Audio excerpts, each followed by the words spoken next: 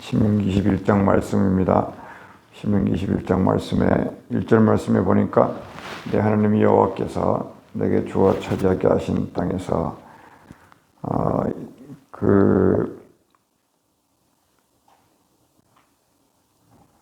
그러니까 가나안 땅, 약속의 땅, 그 좋은 땅에서 들어가면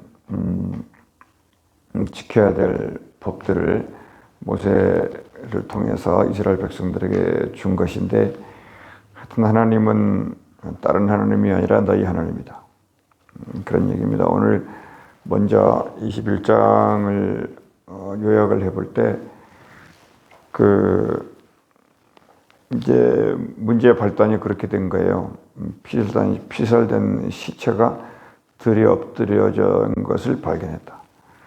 그러니까 누가 죽인지를 모르는 거예요. 그냥 사람이 죽어서 이 들판에 버려져 있다. 지금 그런 상황일 때 이 거룩한 하나님의 땅에 그런 일이 있으면 안 되지 않느냐.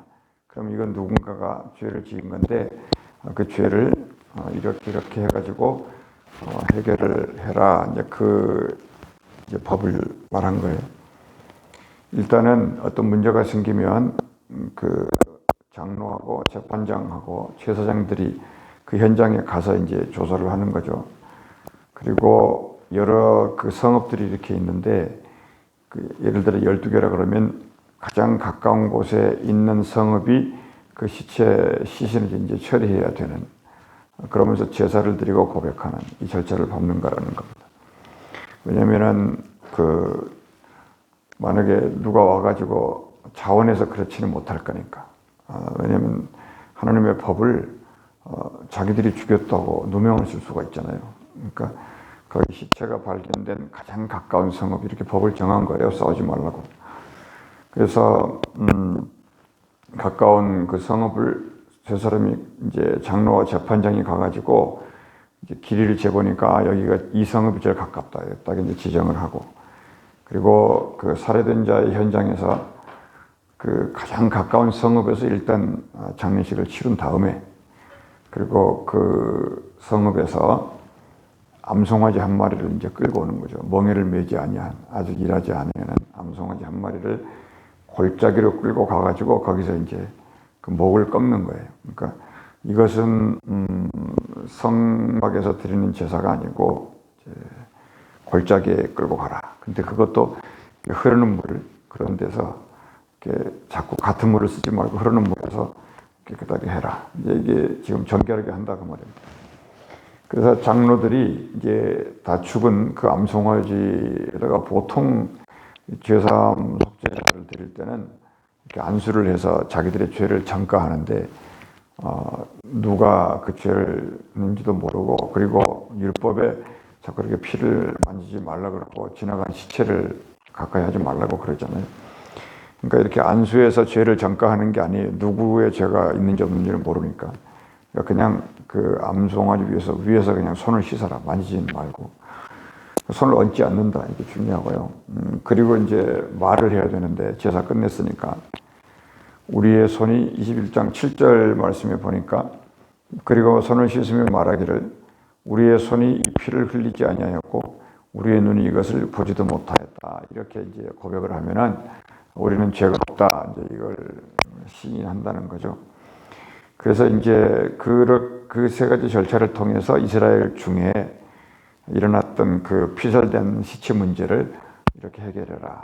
그러면 그 문제를 그렇게 해결하는, 그러니까 죄사함이라고 하는 것은 전통적으로 세 가지가 필요했다. 하나는 제물이 필요하고, 두 번째는 그러니까 제물도 아주 깨끗한 거, 그런 거 아니겠습니까? 아주 깨끗하고 흠없는 거. 그리고 이제 제물을 들고 법도에 따라서 제사를 드리고, 그 다음에 이제 왜 이 제사를 드렸냐에 대한 고백이 있어야 된다는 거예요. 그러니까 사도 바울도 로마서 10장 10절에 그렇게 얘기했죠. 마음으로 믿어 의에 이르고 입으로 시인하여 뭐라 그래요? 구원에 이르느니라. 그러니까 제물과 제사와 입으로 시인하는 고백, 요 세 절차가 구원에 이르는 방법이다. 이걸 옛날부터 전통을 가지고 있다는 거예요. 그래서 오늘 그 신명기 21장 안에서 목을 꺾다 이런 제목으로 이제 말씀을 지금 나누고 있는데 그 율법의 기준이 뭐냐면 공의거든요. 공의인데 억울하게 누구를 누명을 씌워서도 안 되고 없는 죄를 덮어 씌워서도 안 되는 거예요. 이게 죄에 대한 싹슨 사망이니까 반드시 죄가 있으면 그 죄를 분명히 새 증인까지 대동시켜서라도 밝혀서 분명하고 정확하게 공의를 실행해야 되는. 그러니까 공의라는 게 뭐냐면 페어하지 않다는 거거든요. 근데 사람들은 죄를 지어놓으면은 무서우니까 벌을 받아야 되니까 전부 속이잖아요. 근데 그 속이는 것을 재판을 통해서 이렇게 드러내야 되는 거죠. 근데 사람이 그 증거가 없을 때는 감추게 되잖아요. 오늘 같은 경우가 그런 거예요. 증거가 없을 때 감출 때 그러면 이건 이스라엘의 죄를 범한 거니까 이 죄를 사하는 방법을 목을 꺾는 방법을 했다. 보통 보면은 이제 8개의 제사 안에 목을 꺾는 제사는 안 들어가 있잖아요. 그 번제, 소제, 황옥제, 속건제, 속죄제, 요제, 전제 이렇게 8개의 거제까지 있는데 목을 꺾는 제사는 없어요. 이거는 이제 누가 죄인인지를 모르니까 이제 그렇게 하려는 겁니다. 물론 뭐 예수님이 그 십자가에서 어떻게 됐나요? 이제 돌아가실 때 목이 꺾이지 않았어요. 그냥 이렇게 되면 고개를 이렇게 숙이니라 이렇게 하면서 돌아가셨어요. 마태마가 누가복음에는 그런 기록이 없는데 이제 요한복음에만 이렇게 다 이루었다 그러시면서 이제 목을 이렇게 하신 거죠. 그러니까 굳이 비유로 드린다면 예수님의 목을 누가 꺾은 게 아니라 이제 스스로 이제 돌아가신 것을 이렇게 표현했다라고 말할 수 있고, 굳이 뭐 꺾었다 그러면은 그 옆에 있는 두 강도의 다리를 이렇게 꺾어버리죠. 로마 군인들이. 그것은 이제 그 진짜 죽은 날 확인하는 절차라는 거예요. 그건 딴 얘기입니다만, 하여튼 이 목을 꺾는다는 어떤 얘기는 그 예수님이 마지막 최후의 숨을 거두실 때 이렇게 고개를 떨구었다, 뭐 이런 식으로. 그러니까는 그 예수님을 다리를 깎은 것도 아니고, 왜냐하면 완전히 죽었다고 봤기 때문에. 그래서 그 공의라고 하는 것은 우리가 이미 알고 있듯이 사람의 판단이 공의가 되거나 사람의 재판이 될 수가 없으니까 반드시 하나님의 기록된 말씀을 따라서 그대로 실행하는 것이 공의다. 그래, 무슨 얘기인가요? 그냥 그대로 하라는 거예요. 저 사람이 죄를 정확하게 저 사람의 죄를 발견하는 것도 좋겠는데 그게 파악이 되면은 장로와 제사장과 레위가 모여서 죄에 대한 판단을 하라는 것이죠. 그러니까는 그 사람 속이고 작정하고 달라드는 이 죄는 분명한 증거가 없을 경우에는 판단하기가 쉽지 않다는 거예요. 그러니까 내가 엄밀하게 말하면 죄의 싹은 사망이지만은 속이고 감추는 죄에 대해서는 어떻게 판결할 방법이 없다는 거죠. 그러니까 공의대로 그냥 제사장에게 데려와서 그렇게 판단해라. 그러니까 아무튼 공의는 이 기록된 하나님의 말씀이 기준이다. 이게 중요하고요. 그런데 이제 분명한 그 재판법은 이거였어요. 율법은 출애굽기 21장에도 있지만은 눈에는 눈, 그리고 또 이에는 이, 이런 거죠. 이게 율법의, 그게 이제 판결의 기준이에요. 판결의 기준. 근데 오늘 같은 경우는 그걸 찾아낼 수 없으니까 이 문제가 일어난 건데, 그럴 때는 이 목을 깎아라. 이렇게 나온 겁니다. 그러니까 세상에도 보면은 판사가 이렇게 판결을 잘 하기가 힘든 부분들은 이 배심원 제도가 있잖아요. 이렇게 해가지고 이제 그렇게 발전한 건데. 그래서 하여튼 오늘 본문이 들에 방치된 시신이에요. 누가 죽였는지를 모른다는 거죠. 근데 죄사함의 방법이 그거였다. 그러니까 거룩한 땅에 홀리랜드에는 그런 그 시체가 용납이 안 되는 거다. 이제 여러분 그 10계명 중에서 그 6번째 계명이 이제 살인하지 말라 이거잖아요. 그러니까 지금 이스라엘이 이 범죄를 저지른 거예요. 그러니까 살인하지 말라의 계명에 지금 전체적으로 걸려 있는 건데, 그러니까 사람이 죽었는데 이제 누가 죽었는지 모를 때 해결법이다. 거기 21장 6절 한번 보시면 그 피살된 곳에서 제일 가까운 성읍의 모든 장로들은 그 골짜기에서 목을 꺾은 암송아지 위에 손을 씻으라 이렇게 털어내버리라는 거예요.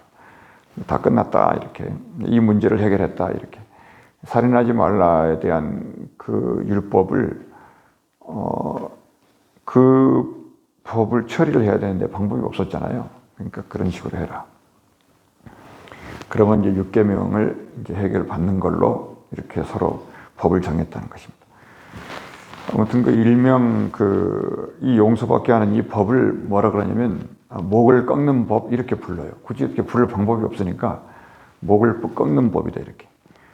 그러니까 이게 이스라엘 사람들이 성읍에서 이렇게 살면서 이제 들리는 말이 있을 거 아닙니까?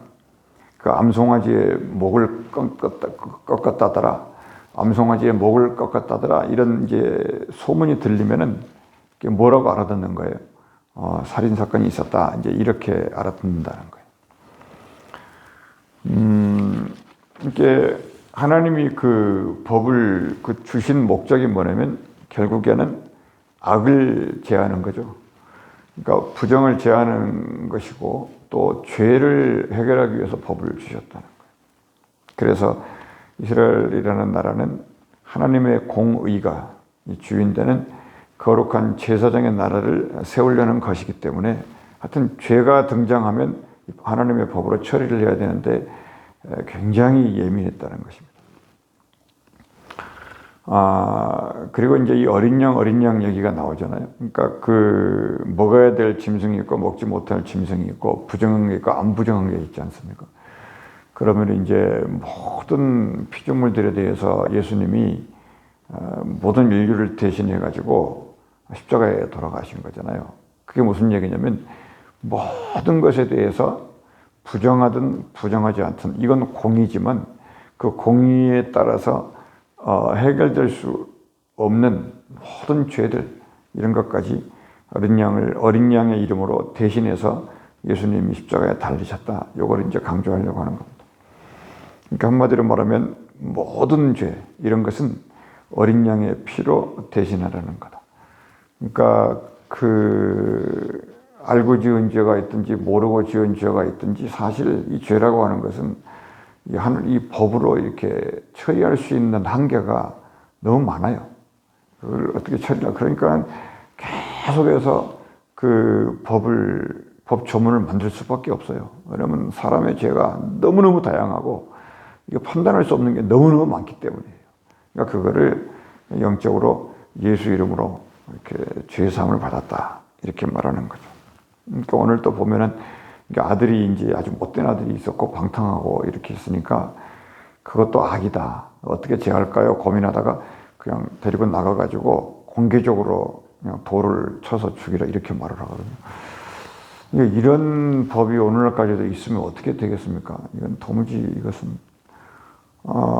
그러니까는 이제 돌에 맞아 죽을 짓을 했든지 간에 살인죄를 저질렀든 간에 아니면 사람을 죽여놓고 완전 범죄를 저질렀던 간에 하여튼 성경은 회개하면 그리고 예수께서 모든 죄를 사해 줬다는 것을 믿으면 이 복음이라고 하는 것은 우리 주 예수의 십자가로 모든 죄가 용서되었다고 주저없이 선언할 수밖에 없는 것이 하나님의 심정이었을 것이다. 다시 말하지만 이 사람이 죄를 범하는 그 기술은 이게 사람으로서는 알을 수도 없고 판단할 수도 없고 이 법조문을 가지고 적극적으로 생각해 보면은 이 판단할 수 있는 기준이 그렇게 많지 않아요. 그러니까 이 죄는 너무너무 많기 때문에. 그래서 오늘 그 일기를 소개했고, 그러니까는 누가 어떤 죄를 짓고 사는지 그렇잖아요. 설교하는 이 사람도 지금 무슨 죄를 짓고 있는지 여러분이 모르잖아요. 그러니까 사람이 무슨 생각을 하는지를 천길 물속으로 알아도 사람 속은 모르는 거예요. 그러니까 하나님은 그냥 결자 해지 차원에서 그냥 예언을 하시고 예수 이름으로 그걸 믿으라는 거예요. 그 말이 논리적으로 맞잖아요. 도찐 개찐이니까. 율법이 그래서 그 모든 죄를 막 사람들을 뒤따라다니면서 어떻게 정죄를 하고, 너 이거 왜 그랬어? 너 왜 범인이야? 너 한번 조사해볼까? 이걸 못한다는 거예요. 그게 최소한 양심인데 그 양심도 화인 맞았다는 거니까. 그러니까 범인을 찾아내가지고 백성들 가운데서 막 악을 제하겠다고, 그러면 판사의 수가 더 많아져야 되고 감옥이 더 많아져야 되고 죄에 대한 규정이 더 많아져야 될 거 아닙니까? 그러니까 안 되는 거예요. 그래서 율법은 모든 죄를 어린 양에게 뒤집어 씌웠고 예수를 어린 양 삼아서 십자가에 못 박게 된 것인데, 이 두 강도는 그냥 죽었거든요. 근데 예수는 십자가, 그러니까 원래 거기 22절 말씀 보실까요? 나무 위에 달린 사람이 만일 죽을 죄를 범함으로 네가 그를 죽여 나무 위에 달거든. 이 율법은 그렇게 돼 있어요. 나무 위에서 죽이지 말고 죽여서 먼저 그 다음에 나무 위에 달아라 이렇게 했거든요. 그래서 그 예수님이 이제 나무 십자가에 매달리셨는데, 근데 예수님은 나무 십자가에 매달려 가지고 죽지 않으셨고 6시간을 매달려 있었어요. 그러니까 그것은 뭐냐면 그 사람들 그런 말을 해요. 예수님은 이 코로만 이렇게 호흡하신 분이 아니었다. 그러니까 온 몸으로 그는 그 호흡을 하고 숨을 쉬면서 그 6시간을 그 십자가에서 인내하신 거다. 그러면서 마지막 하나님의 말씀을 끝까지 들으면서 그 말을 우리에게 하는. 그리고 이제 죽음이다. 이제 그 순간이 이제 이렇게 목이 꺾이는 그런 순간이었다는 거죠. 그러니까 알지 못한 죄, 모르는 죄, 그리고 사람의 살인을 해놓고도 자기 자신의 범죄를 숨기면서 그냥 들판에다가 던져버리고 도망간 이 모든 숨어있는 죄까지도 이렇게 목을 떨구시면서 이렇게 다 하시고 저들의 죄를 용서해달라 이제 이렇게 하셨다는 거죠. 그러니까 예수님이 이게 알 수 없는 죄의 모든 문제까지도 그렇게 해결하셨다는 생각이 들었다는 것입니다. 그러니까 예수님이 6시간을 숨 쉬던 이유, 그러니까 우리도요, 이렇게 하나님의 성령으로 그 숨을, 호흡은 한 1분만, 2분만 숨 안 쉬어도 그냥 죽지 않습니까? 예수님의 그 생명의 호흡이 길이라고 하는 것이 6시간을. 무슨 뜻이 있을 건데, 근거가 아직 없으니까 제가 말을 드릴 수가 없고. 이제 그 사형수, 그러니까 예수가 나무에 달리심으로 모든 죄를 대신했다는 것을 잊지 말자는 것이고, 그러니까는 그 예수님이 모든 하여튼 이 나무에 달려서 모든 저주를, 그러니까 결국에는 이 판결 자체가 저주예요. 이 자체가.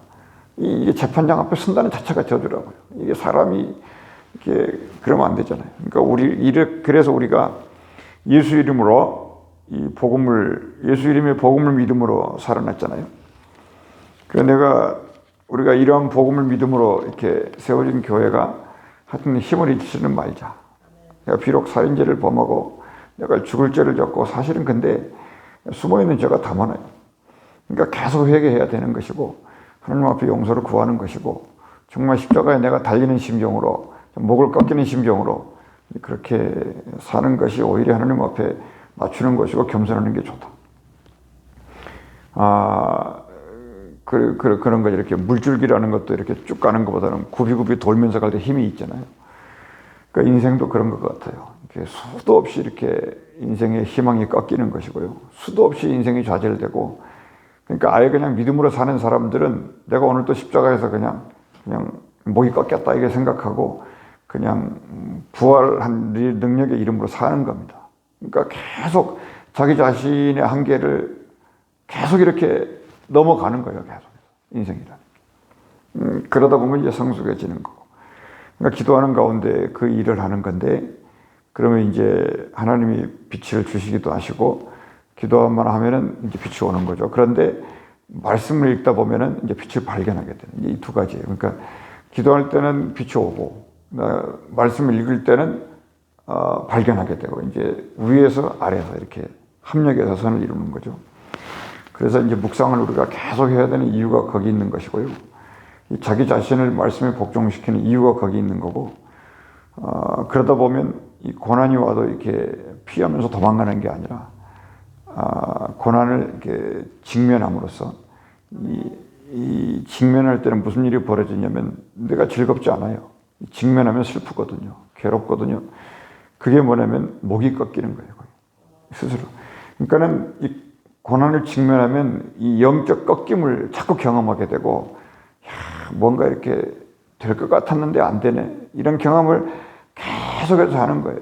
근데 인생을 가만히 돌아보면은 그게 싫은 거예요. 내가 자꾸 인생에 뭔가가 이렇게 이 자랑거리를 만들고 싶고요. 사람 앞에서 막 자기 자신을 드러내고 싶고, 이것이 너무 인생 속에 주인 역할을 하고 있기 때문에 십자가에 달린다는 그런 생각은 아예 안 하는 거죠. 그러니까는 손가락질을 하는 것이고, 그게 무슨 사는 거냐 그러고, 네가 하나님의 아들이면 뭐 내려와 보라 그러고, 온갖 조롱들을 다 만들어내는 건데, 그것에 의해서 꺾일 때 우리가 영적으로 성숙한다. 그러나 이제 우리의 하루는 예수님이 그러잖아요. 상한 갈대로도 꺾지 아니하신다 그러시잖아요. 예수님의 이 온유하고 사랑하는 이 마음을 누가 그러니까 목이 꺾임을 받는 사람이냐면 율법으로는 안 되는 거죠. 그러니까 일부러 뭐 내가 뭐 억지로 꺾여야죠. 이게 아니고 이렇게 그 마음에 정말 내 마음에 이 상한 갈대도 꺾지 않으려 이 마음이 있을 때 이제 이런 반전이 있다는 거예요. 우리의 신앙은 그래서 믿음이라는 겁니다. 이 믿음으로 이제 꺾임을 받는 거다. 그래서 여러분, 하나님께 꺾이는 게 중요한 것이지 중요한 거예요. 그러니까 세상에 자꾸 꺾이면 안 되니까 아예 기도하고 말씀을 읽으면서 하나님의 말씀이 나를 꺾을 때 거기에 순종하면서 아멘하면 세상에서 일어나는 모든 꺾임을 방어할 수 있는 하나님의 믿음의 능력을 사는 거다. 참 좋은 것입니다. 기도하겠습니다. 은혜로우신 우리 아버지 하나님, 우리 하나님께서 우리를 죄를 지목하신 것은, 율법을 주신 것은 우리가 죄로 말미암아 두려워하라고 하신 것이 아니고 정말 하나님의 법으로 이 죄를 다스리게 하시는 것이었고, 또 우리가 그와 같은 것을 해결할 수 없음을 알고 예수 그리스도의 어린 양 보혈의 피의 능력으로 믿음으로 구원받은 것을 알도록 하신 이라는 주의 뜻인 것을 알게 됩니다. 하나님, 이 믿음으로 오늘 하루도 살아가며 승리할 수 있도록 인도해 주옵소서. 주 예수 이름으로 기도합니다. 아멘.